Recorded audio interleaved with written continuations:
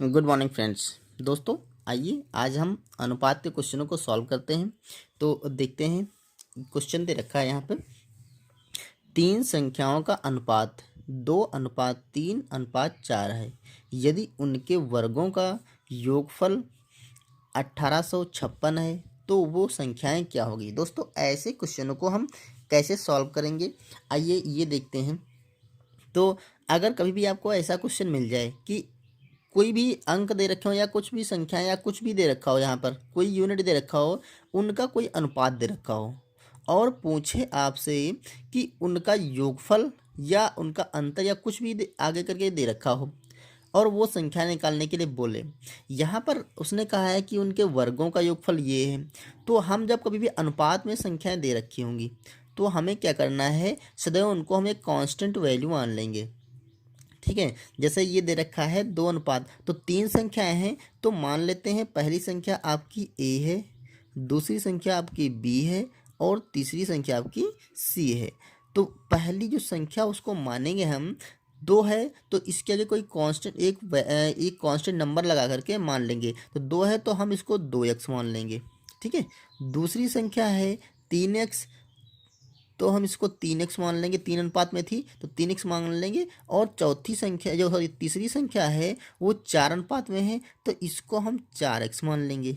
ठीक है, ऐसे हम कभी भी अनुपात में जो अंक दे रखे होंगे या यूनिट दे रखी होंगी तो उनको हम ऐसे मान लेंगे, कोई एक कांस्टेंट मंगा के मान लेंगे। अब उसने कहा है कि यदि उनके वर्गों का योगफल 1856 है तो अब इनके वर्गों का योगफल कर लेते हैं। तो पहले का जब वर्ग करेंगे तो ये हो जाएगा 2x, इसका हम स्क्वायर करेंगे, वर्ग बोला है, और इनका सबका योगफल बोला है। ये योगफल कितना है, देखिए हम सबका वर्ग करेंगे, 3 है तो 3x, इसका भी वर्ग करेंगे और प्लस 4x है तो इसका हम स्क्वायर करेंगे।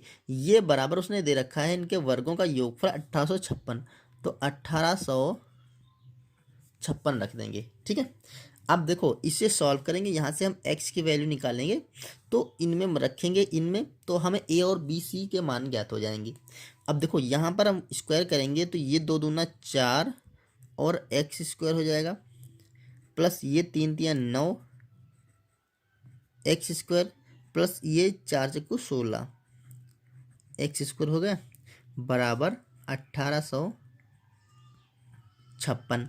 अब क्या करना है, इनका जोड़ लेना है। देखिए सब पे स्क्वायर लगा है, ठीक है, तो इसको डायरेक्ट जोड़ लेते, 16 और 4 20 और 9 29। ठीक है, तो ये हो जाएगा आपका 29 x स्क्वायर बराबर 1856। अब यहाँ से हम x की वैल्यू निकाल लेंगे तो x स्क्वायर पहले निकाल लेंगे तो x स्क्वायर बराबर हो जाएगा 1856 और नीचे आ जाएगा ये आपका 29। ठीक है, अब ये क्या करेंगे, हम 29 से कट कर लेंगे या हम अलग कहीं पे 29 से भाग कर लेंगे। ठीक है, तो इधर हम अलग भाग कर लेते हैं। तो जब ये काटेंगे हम भाग करेंगे तो इसका मान आएगा 64। ठीक है, अब देखो एक्स स्क्वायर का मान यहाँ पर दे रखा है 64, तो एक्स का मान क्या हो जाएगा, ये 64 पे अंडर रूट लग जाएगा, इस पे लग जाएगा, ये स्क्वायर हटेगा तो इधर रूट लग जाएगा। तो अब रूट से निकालेंगे तो 64 का जो रूट निकालेंगे तो आपका 8 आएगा, 8 नहीं 64 होता ना। तो यहाँ से x की वैल्यू क्या आ गई, 8 आ गई। अब जैसे ही x का मान 8 निकला, x का मान 8 निकला, वो मान हम यहाँ पे रख देंगे, हमारी संख्याएं पता चल जाएंगी। तो देखो a वाली जो संख्या थी वो क्या थी, 2x, तो a बराबर हो जाएगा 2 के आगे हम 8 रखेंगे ना, तो 2 गुणा 8, तो ये हो जाएगी आपका 16। बी जो संख्या निकलेगी वो 3x थी तो 8, तो 3 को हम गुणा करेंगे 8 से तो 3 बटे 24 हो जाएगा। और सी जो संख्या थी वो 4x थी तो 4 को हम 8 से गुणा करें तो 8 चक्कू 32, तो ये हो जाएगा आपका 32। इस तरह से 16, 24 और 32 वो संख्याएं हैं जिनके वर्गों का योगफल 1856 आएगा। ठीक है, तो इस तरह से इसे हम सॉल्व कर सकते हैं। ठीक है, चलिए एक और क्वेश्चन देखते हैं जिससे आपको और अच्छे से क्लियर हो जाए। ये जो क्वेश्चन है इसमें दे रखा है ₹1250 को ABC में 4:7:14 के अनुपात में बांटा जाए तो A तथा C के को कुल कितने रुपए मिलेंगे। ये सेम वैसे क्वेश्चन है दोस्तों। यहाँ पर 1256 रुपये को ABC में बांटता है और जो अनुपात दे रखा है 4:7:14, ठीक है, इस अनुपात में बांटना है।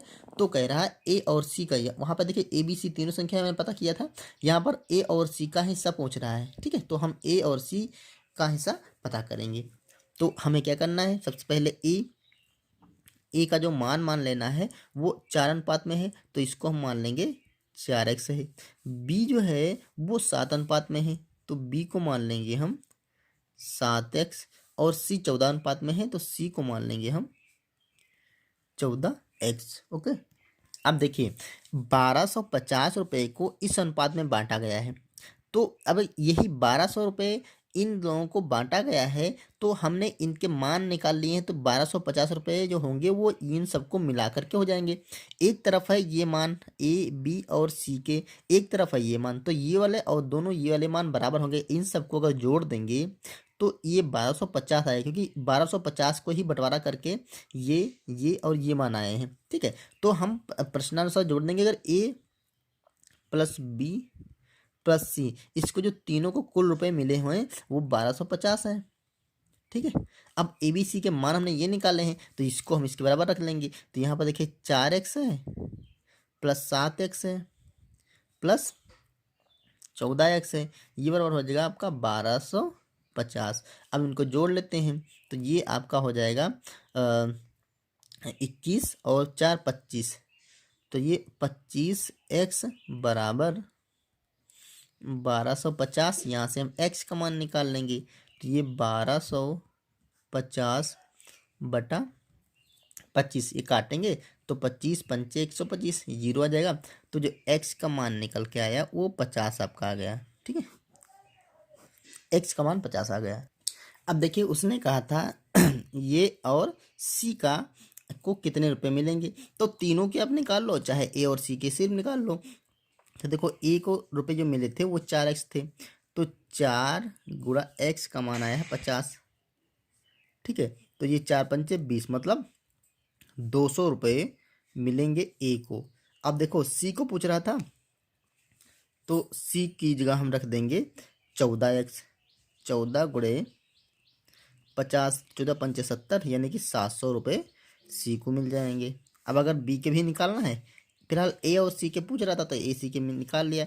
बी के भी अगर निकालना होगा तो हमें क्या करना था, 7 को 50 से गुणा करना था, 7 पच्चे 35, यानी कि 350 रुपये हो जाएंगे। अब इन सबको जोड़ेंगे तो आपके सबको जोड़ेंगे अब तो 1250 हो जाएगा। देखो 200 और 7 2 900 और 9 3 1200 और 1250, ठीक है।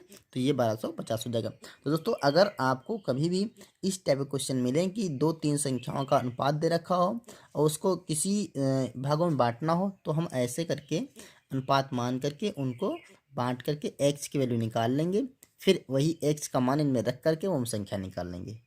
चलिए तो इस वीडियो में इतना ही। उम्मीद है ये 2 क्वेश्चन जो इनका तरीका है अनुपात में बांटकर और क्वेश्चन को सॉल्व करने का वो आपकी समझ में आ गया होगा। तो मिलते हैं किसी नेक्स्ट टॉपिक में किसी नेक्स्ट टाइप के क्वेश्चनों के साथ, तब तक के लिए थैंक यू।